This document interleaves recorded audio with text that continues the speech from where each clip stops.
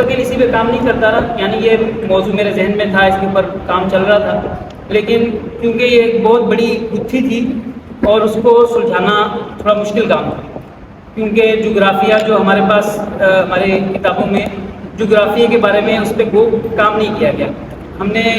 جو انبیاء کرام علیہ السلام کے واقعات جو اہل کتاب نے ذکر کیے ہیں، ہم نے ویسے کے ویسے نقل کر دیا۔ اب انہوں نے کہا حضرت ابراہیم علیہ السلام کنعان میں تھے، ہم نے کنعان مان لیا، حضرت یعقوب علیہ السلام کنعان میں تھے، ہم نے مان لیا، لیکن یہ کہ وہ کنعان کہاں تھا؟ تو ان کا کہنا یہ ہے کہ وہ کنعان حضرت ابراہیم علیہ السلام کبھی بھی سعودی عرب تشریف نہیں لائے۔ ان کا کہنا یہ ہے کہ حضرت اسماعیل یا حضرت حاجرہ کبھی بھی سعودی عرب تشریف نہیں لائے، اور ان کا کہنا یہ ہے کہ عرب جو ہیں وہ حضرت ابراہیم کی اولاد نہیں ہے۔ جب حضرت ابراہیم کی اولاد نہیں ہے تو لہٰذا نتیجہ یہ ہے کہ حضور صلی اللہ علیہ وسلم بھی حضرت ابراہیم کی اولاد نہیں ہے۔ تو انہوں نے ساری ان کی جو کتاب کا خلاصہ یہ ہے کہ وہ کتاب میں تحریف کر کے انہوں نے بہت بڑی تحریف نہیں کی، تحریفیں انہوں نے 3 طرح کی ہیں۔ ایک تو یہ کہ انہوں نے جغرافیہ بدل دیا کہ جو کتابیں جو جگہیں تھیں، مثلا بیت ایل کا نام کتاب میں موجود ہے، لیکن انہوں نے بیت ایل کو کہا کہ یہ بیت ایل بیت اللہ نہیں ہے، بیت ایل وہیں پہ اسرائیل کے اندر ہی ایک جگہ ہے۔ اسی طرح یریہو جگہ آئی جس کے بارے میں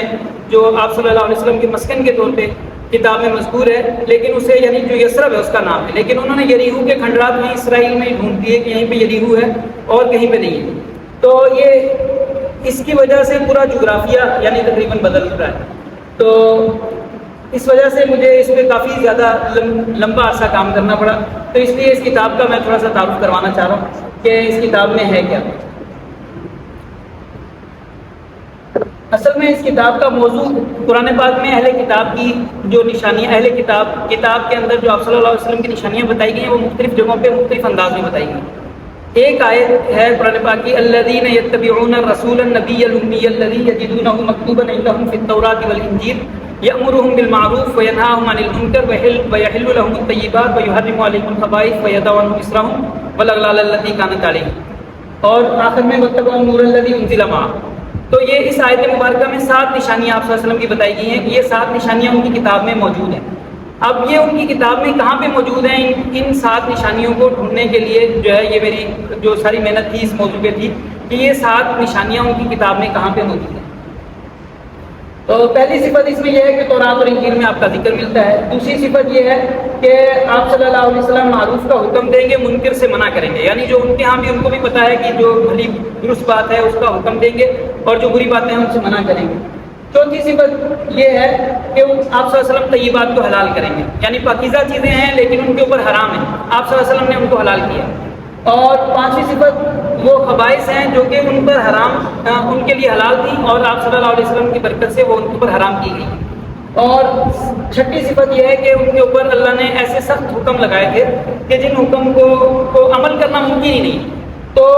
ان حکموں کو ان کی کتابوں میں سے تلاش کیا ہے۔ اور 7ویں صفت یہ ہے کہ آپ صلی اللہ علیہ وسلم کے ساتھ ایک نور ہوگا، یعنی کتاب آپ صلی اللہ علیہ وسلم کی کتاب کا ذکر نور کے نام کے ساتھ کیا گیا ہے۔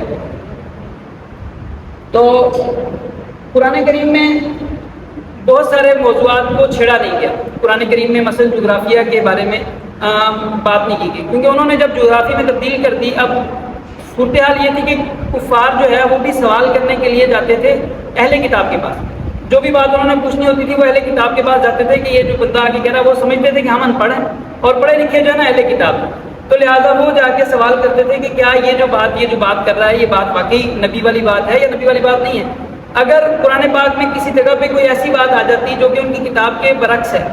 اور صراحتاً خلاف ہے، تو ان کو جو ہے وہ اعتراض کرتے وہ کہتے کہ ہماری کتاب میں تو اس کے خلاف لکھا ہوا ہے، یہ نبی تو ایسی غلط بات بتا رہا ہے۔ تو اللہ سبحانہ و تعالیٰ نے جو قرآن پاک کو نازل کیا تو اس میں کئی باتوں کا خیال رکھا گیا۔ اس میں یہ 7 پوائنٹ جو ہے وہ میں نے تلاش کرنے کی کوشش کی، مختلف ہمارے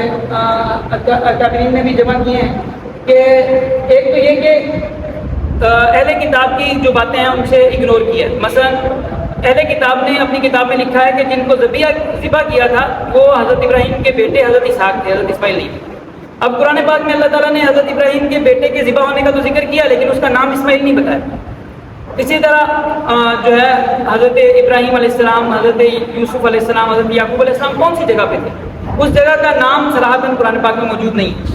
اور اہل کتاب ان کی کتاب کے اندر سے ہی صفات ہم تلاش کر کے ان جگہوں کو تلاش کر سکتے ہیں جن کو تلاش کیا گیا ہے۔ اس کے علاوہ قرآن پاک میں اب کئی الفاظ ایسے ہیں جو کہ یعنی اللہ تعالیٰ نے قرآن کو قیامت تک کے لیے نازل کیا ہے، قیامت تک کے لوگوں کے ذہن کے لیے نازل کیا ہے۔ اب کئی باتیں ایسی ہیں جن کو ہم جو ہے وہ اپنے طور پہ تو ان کا ترجمہ کرتے ہیں، لیکن ان کی حقیقت تب پتہ چلتی ہے جب وہ سامنے آتی ہے۔ جیسے بگ بینگ کی تھیوری ہے، اب جب قرآن پاک کی آیات ہیں اولم یروا ان السماوات والارض کانتا رتقا ففتقناهما کہ آسمان اور زمین جڑے ہوئے تھے، ہم نے ان کو کٹکے کے ساتھ الگ کیا، دھماکے کے ساتھ الگ کیا۔ اب اس آیت کی تشریح جو ہے آپ بگ بینگ کے بعد اس کی تشریح ہمیں زیادہ بہتر انداز میں سمجھ میں آئی۔ اسی طرح یاجوج ماجوج کے بارے میں جہاں پہ اللہ تعالیٰ نے ان کو بند کیا ہے، وہاں پہ جو لفظ ہے بین الصدفین کا لفظ ہے۔ صدف کا جو لفظ ہے، صدف عربی میں سی پی کو کہتے ہیں۔ سی پی اب جو ہم نے اس کی جو تشریح کرتے ہیں، ایک کنایتاً ترجمہ یہ کرتے ہیں کہ پہاڑوں کے درمیان میں جو ہے وہ لوہا ڈال دیا حضرت ذوالقرنین نے، لیکن وہ صدف کیسی جگہ ہے، وہ کیا ہے، وہ جب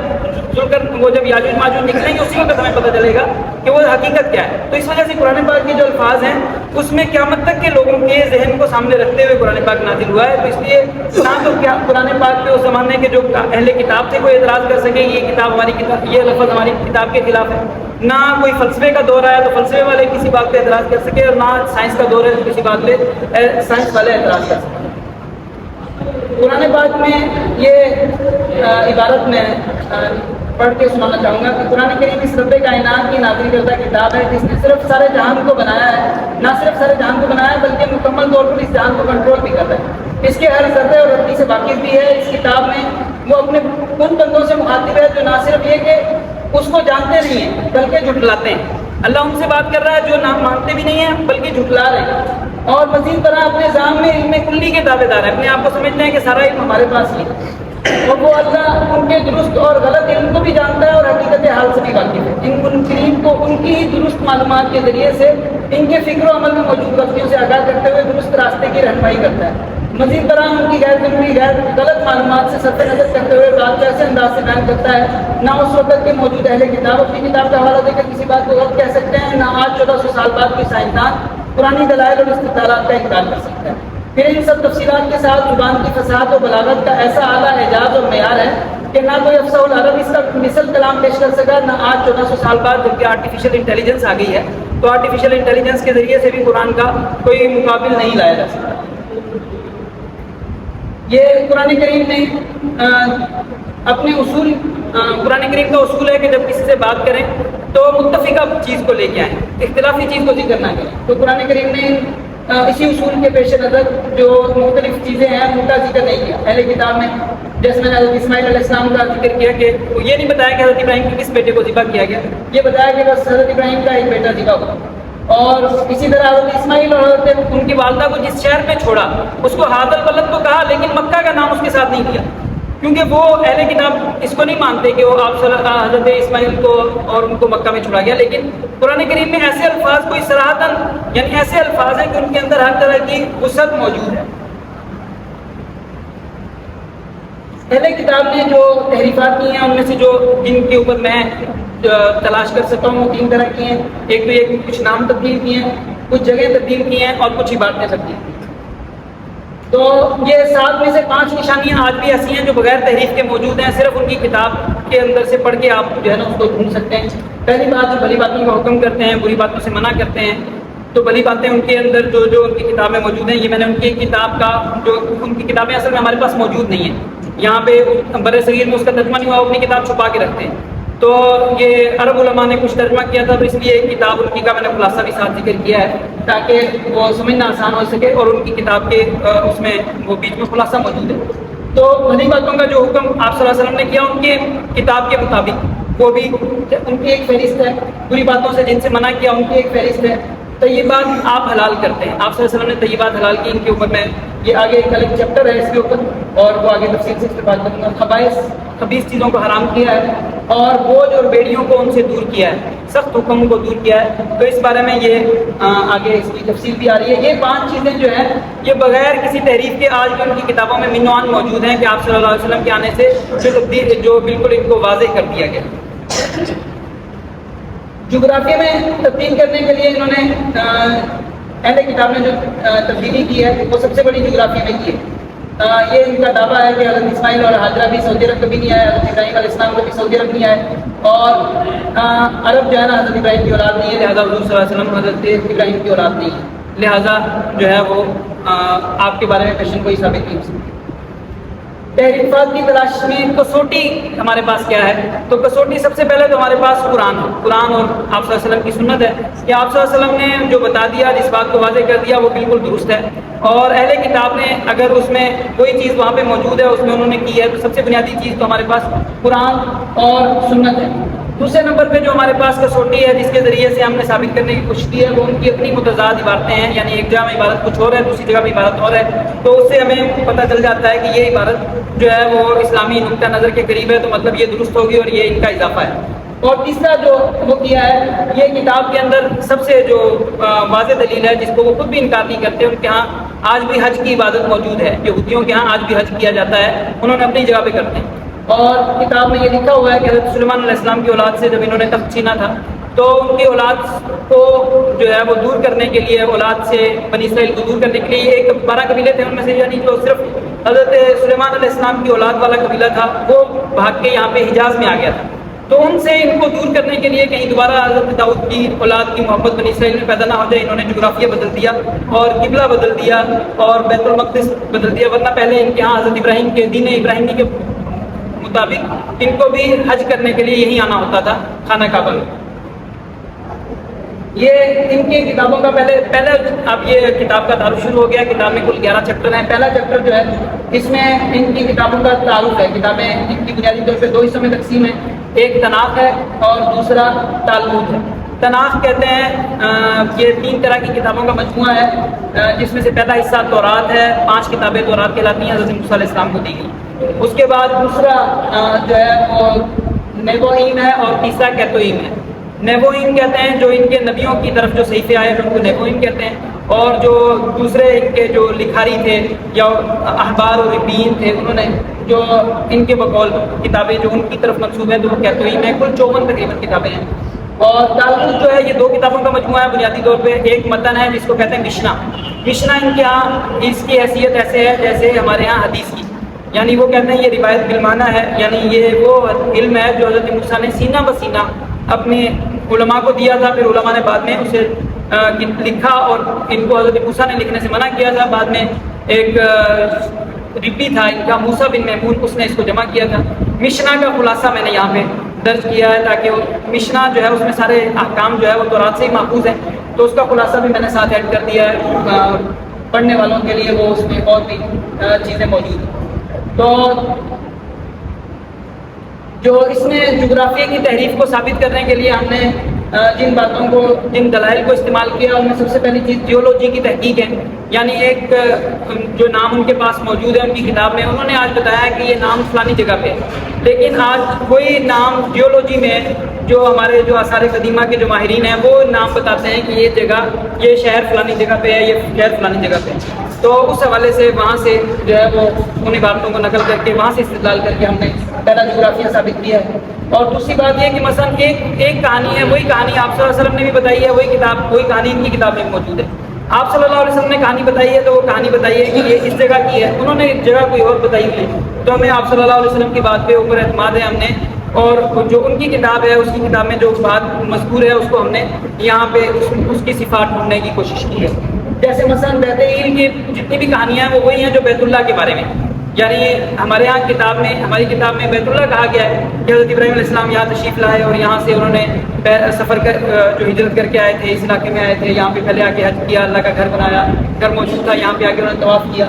تو وہاں پہ ان کے یہاں کتاب میں بیت ایل موجود ہے لفظ، لیکن وہ بیت ایل کہتے ہیں کہ اسرائیل جو موجودہ اسرائیل ہے یہی بیت۔ تو بہرحال، اور اسی طرح یریہو جو آپ صلی اللہ علیہ وسلم کی جو صفات ہیں کہ مثلا اس کے بارے میں انہوں نے آپ صلی اللہ علیہ وسلم کے جو لفظ 3 لفظ استعمال ہوئے ان میں سے ایک لفظ ایلیا ہے جو قرآن پاک کی کتاب میں استعمال کیا گیا ہے۔ تو جو ایلیا ہے وہ بتایا گیا کہ وہ یریہو میں آئے گا اور یریہو میں آنے کے بعد وہاں سے بیماری ختم ہو جائے گی۔ یثرب میں بیماری تھی اور آپ صلی اللہ علیہ وسلم کے آنے کے بعد وہ بیماری ختم ہو گئی، تو وہ اس کو جمع کیا ہے۔ اور یروشلم سے ایلیا فرشتوں میں، یہ جو ہے وہاں پہ کتاب میں ہم نے ان سارے استدلالات وہاں پہ کیے، جغرافیہ ثابت کیا۔ باب سوم جو ہے اس میں تورات کی حضرت ابراہیم علیہ السلام اور ان کی اولاد کے قصے کے بارے میں اصل کہانی جب جغرافیہ درست کرتے ہیں اس کے بعد جو کہانی بنتی ہے وہ تیسرے باب میں ذکر کی ہے. چوتھے باب میں طیبات، خبائث اور اسر و اغلال. اسلام میں یعنی یہ میں نے آپ کو بتایا کہ یہ وہ چیزیں ہیں جو آج بھی ہم ثابت کر سکتے ہیں کہ اہل کتاب میں جو یعنی طیب چیزیں ہیں آپ نے حلال کی ہیں ان کے پاس حرام ہیں، اور جو ان کے پاس حلال ہیں خبیث چیزیں ہیں لیکن آپ صلی اللہ علیہ وسلم نے اسے حرام کیا ہے. تو ان کے اسلام میں طیبات، خبائث اور اسر و اغلال کسے کہا جاتا ہے اس کی تھوڑی سی تشریح کی ہے ایک چوتھے باب میں. پانچویں باب میں مشنا کا خلاصہ اور تورات کے اوامر ہیں، 586 اوامر جو ہیں وہ ان کو جمع کیا ہے. اور باب ششم جو ہے آپ صلی اللہ علیہ وسلم کے تورات میں اور انجیل میں جو ذکر ہے اس کے لیے جو ہے 4 طرح سے آپ کا ذکر ہوا ہے. پہلا ذکر تورات اور انجیل میں آپ کو ایلیا کے نام سے ذکر کیا گیا، اور اس کی وجہ ہو سکتی ہے یہ ہو کہ کیونکہ بیت ایل وہاں پہ جو عبرانی زبان میں ایل کا معنی اللہ ہے، بیت ایل کا معنی اللہ کا گھر ہے، اور اسرائیل کا معنی بھی اسماعیل اللہ نے اس کی سن لی، یہ اس کے الفاظ ہیں. تو ایل سے ایلیا ہے کہ یعنی بیت ایل کے اندر جو خانہ کعبہ میں جو آئے گا، تو یہ اس وجہ سے آپ صلی اللہ علیہ وسلم کے لیے ایک مثالی نام وہاں پہ ایلیا آیا. دوسرا نام آپ صلی اللہ علیہ وسلم کے لیے اور آپ کی امت کا ذکر، امت کے ذکر کے علاقے کے ذیل میں آیا ہے، یعنی مثلا خانہ کعبہ کا ذکر ہے جسے وہ سیون کہتے ہیں، زیون جسے کہا جاتا ہے. زیون کا معنی ہے حرم، اور وہ اصل میں خانہ کعبہ کے لیے وہ لفظ استعمال کیا. اور تیسرا ذکر جو ہے آپ صلی اللہ علیہ وسلم کے لفظ جہاں پہ تھا انہوں نے اس کے معنی لے دیے، ہم کہاں پہ ترجمہ کر دیا، ستائش کر دیا، مدح کر دیا اس طرح. اور چوتھا استعارہ اور تمثیل میں ہے، جو استعارے آج بھی جو ہے ثابت موجود ہیں. 7ویں باب میں وہ معروف کی جو لسٹ ہے اور ان کے لسٹ جمع کی ہے، اور 8واں باب جو ہے اس میں طیبات. یہ ان کی کتاب کے اندر یہ ان کے ایک نبی نے ان کو کہا تھا، اس اسکیل میں موجود ہے کہ میں ان پر ایسے قانون لاگو کروں گا جو اچھے نہیں ہوں گے، یعنی طیب نہیں ہوں گے، یعنی جو خبیث ہوں گے، اور ان پر ایسے قانون نافذ کروں گا جن پر عمل کرنا ممکن نہیں ہوگا. تو یہ اس میں ان کی فہرست ہے جو طیبات ان کی کتاب کے حوالے سے جو طیبات ہیں جو ان کے لیے حرام تھی، آپ صلی اللہ علیہ وسلم نے ان کو حلال کیا. خبائث 9ویں باب میں خبائث جو ان کے لیے حلال تھی ان کو حرام کیا. ان کے ہاں باقیہ عورت سے اگر کوئی آدمی زنا کر لیتا ہے تو اس کا نکاح ہو جاتا ہے. اسی طرح ہیلوں کے ذریعے سے حکم میں تبدیلی کرتے ہیں، اور اسی طرح جو ہے چاند کے مہینوں کو انہوں نے سب سورج کے مہینوں میں تبدیل کر دیا اپنے مقاصد کے لیے. 10ویں باب میں وہ پابندیاں ہیں جو ان کے اوپر جن پہ عمل کرنا ممکن نہیں. ان کے اوپر پابندی یہ تھی کہ اگر مردار کسی کو بھی ہاتھ لگا لیتے ہیں تو یہ ناپاک ہو جاتا ہے. مردار کا مطلب یہ ہے کہ اگر کسی نے چونٹی بھی مری ہوئی کو ہاتھ لگا دیا تو یہ ناپاک ہو جائیں گے. ان کی کتاب میں حکم موجود ہے. اور جب یہ ناپاک ہو جائے گا تو اس کو پاک ہونے کا طریقہ یہ ہے کہ ایک گائے لال ذبح کرنی ہوتی ہے. انہوں نے مجموعی طور پہ ایک لال گائے ذبح کرنا، ریڈ ہیفر کے نام سے جو ہے وہ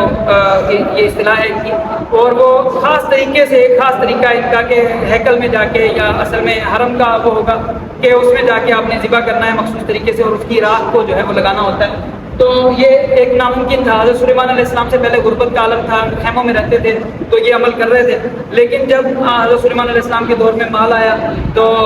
حضرت سلیمان علیہ السلام نے ہیکل بھی بنایا، گھر بنا لیے، پکے گھر بنا لیے، تو ان احکامات پہ عمل کرنا ان کے لیے ممکن نہیں رہا، جس کی وجہ سے انہوں نے شریعت کو خیر بات کر دی. ان کے لیے حکم تھا، بہت سارے احکام ہیں جن میں سے کچھ مثال میں نے دی ہے کہ مٹی کے برتن کو ان کے لیے توڑنا جو ہے، مٹی کا برتن اگر وہ ناپاک ہو جاتا ہے، کسی ناپاک بندے نے اس کو ہاتھ لگا لیا تو اس کو توڑنا فرض ہے.